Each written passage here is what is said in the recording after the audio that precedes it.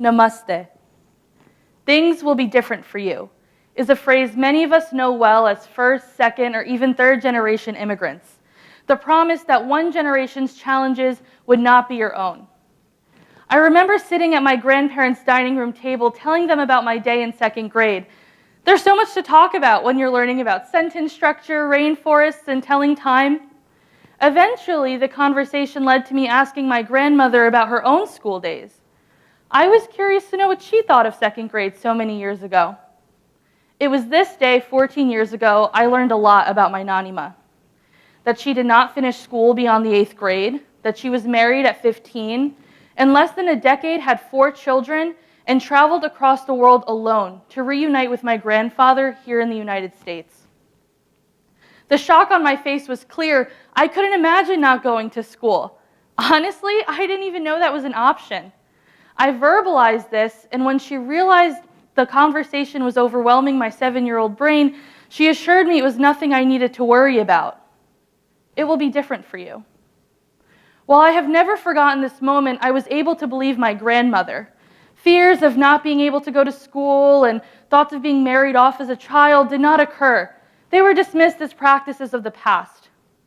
I eventually realized this was an overly optimistic assumption. October of 2012 opened my eyes to the reality that my grandmother's story is not at all ancient. On October 9, 2012, Malala Yousafzai was shot in the head for daring to go to school. Her village was just across the border from where my family in India lives. Her fate could have been mine, but it wasn't, because I was born here, now, and in my community. I became hyper-aware of this reality to the point that I couldn't forget it. The only thing separating my fate from the ones faced by marginalized people around the world was the serendipitous appointment of my life to me. It was uncomfortable for me to realize that Malala had to actively fight to go to school, something I just did. I had days where I didn't pay attention, skipped homework, or even complained about teachers, content, and what was demanded of me. I was privileged. Without the proper vocabulary, I was able to surmise that there were many parts of my life that seemed basic to me, but were rights being fought for around the world. Such privileges included, and were not limited to, access to housing, food, electricity, internet, having 2 parents, being able to disagree with my elders on things that I didn't agree with them on. Recognizing privilege made me uneasy. What was I supposed to do with it? It was unreasonable to expect me to get rid of it, to earn it for myself, to give it to others. The internal struggle made me angry. And I was marginalized too, right? I made a list. I'm a woman, I struggle with my mental health. It's not like my family was rich. This list grew too. Recognizing privilege made me uneasy. And so I've tried to forget the truth that I was privileged. I could live my life superfluously because there was nothing more pressing to me than my own life. I realized this when I was 14 years old.